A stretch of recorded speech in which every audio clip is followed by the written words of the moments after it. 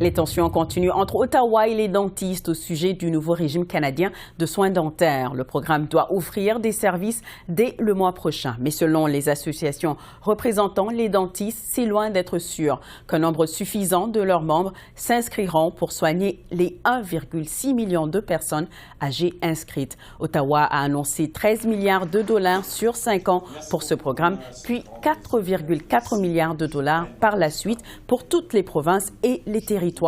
Le nouveau régime va couvrir différents groupes d'âge par étapes, incluant les chirurgies, la prévention, les traitements de canal et les plombages notamment. Le ministre de la Santé, Marc Hollande, soutient que des négociations sont en cours avec les dentistes. C'est le dentiste qui crée le tarif. Alors, c'est important pour nous de s'assurer que les tarifs sont responsables et dans le sens de respecter les fonds publics. Et j'ai discuté de ce dossier un peu plus tôt cette semaine avec le Dr Carl Tremblay, président de l'Association des chirurgiens dentistes du Québec. Pour réagir, je retrouve le Dr Carl Tremblay, président de l'Association des chirurgiens dentistes du Québec. Bonsoir, Dr Tremblay. Bonsoir. Alors, on vient d'entendre le ministre Hollande. Il dit que c'est important pour le gouvernement d'être responsable avec l'argent public pour ce programme et qu'il y a des négociations qui sont en cours en ce moment. Pouvez-vous nous parler de ces négociations? En fait, il n'y a aucune négociation, contrairement à ce que le ministre dit.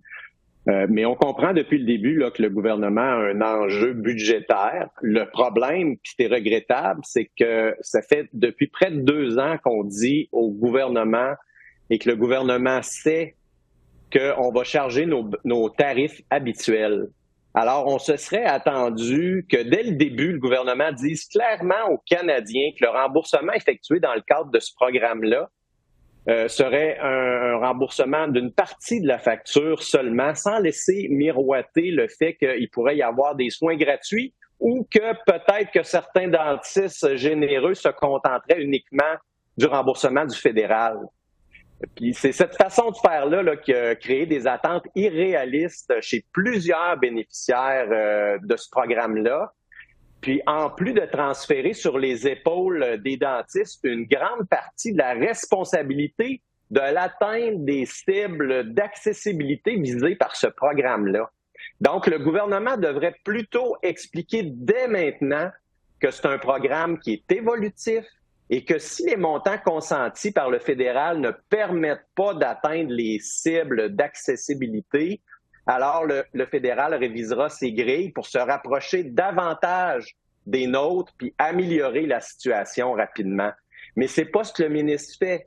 Le ministre, il dit que, au contraire, leur grille est juste, qu'elle permet une rémunération raisonnable des professionnels, plutôt que de dire clairement aux Canadiens, on a un enjeu budgétaire, on commence avec ces grilles-là, puis on verra quelle est l'accessibilité, comment l'accessibilité s'est améliorée avec le programme.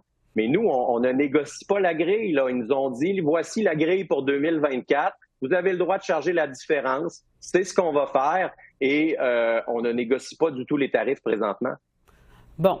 Est-ce qu'il y aurait donc moyen de négocier les tarifs? Bien, en fait, pour moi, dans ma pratique, si je charge mes honoraires habituels, moi, j'ai pas d'enjeu personnellement.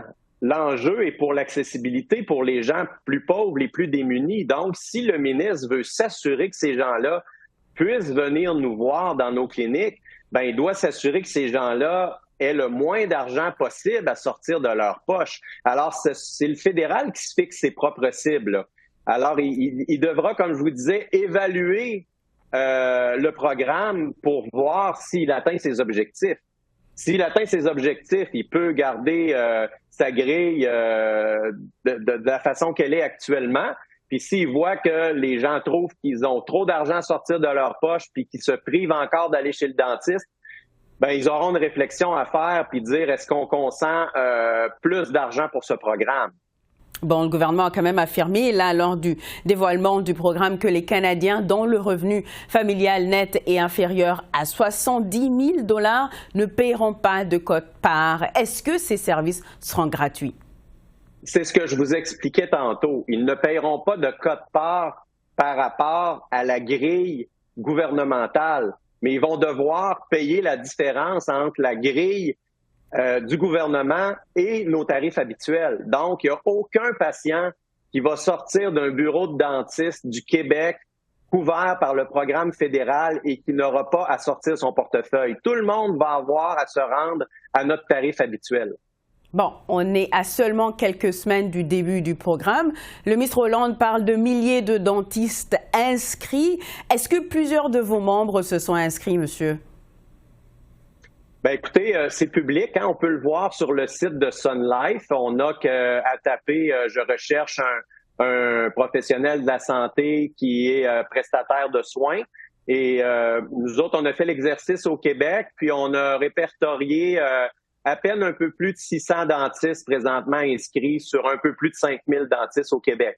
Alors, ça commence très, très, très lentement, là, les inscriptions. Bon, lentement, mais en même temps, on sait qu'Ottawa veut obliger les dentistes à signer des contrats pour adhérer au programme, ce qu'aucun autre régime public ou privé n'exige. Ça crée des frictions avec le gouvernement. Il y a aussi des craintes là, de lourdeur bureaucratique à la lumière de ce que vous venez de nous dire. Est-ce que c'est une bonne idée de s'inscrire selon vous? Bien, je pense qu'il appartient à chacun des dentistes d'évaluer sa situation et de décider s'il est capable, administrativement parlant, avec la pénurie de personnel et tout ça, de répondre aux contraintes exigées par le programme.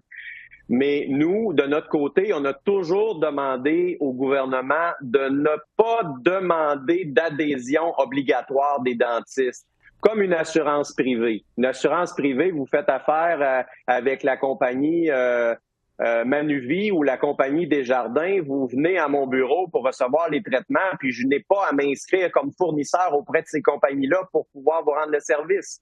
On a dit à Ottawa, faites la même chose si vous voulez vous assurer que les gens puissent obtenir les soins comme ils le méritent. Alors, le gouvernement ne nous a pas écoutés là-dessus. Il a décidé d'y aller avec un contrat et d'obliger les fournisseurs de soins à s'inscrire. Puis on voit que ça rebute les gens parce que, comme je vous disais tantôt, là, il y a à peine, selon nous, 12% des dentistes au Québec qui sont inscrits pour le moment.